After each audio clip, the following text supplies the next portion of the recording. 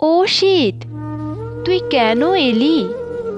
জানিস না তুই এই শহর আচ্ছাদন ছাড়া তোর কারণে কত প্রিয়জন হয় হারা। তার খবর রাখিস তুই? ওদের তো সম্বল শুধুই ফুটপাত, তোর কেন সেখানেই এত উৎপাত?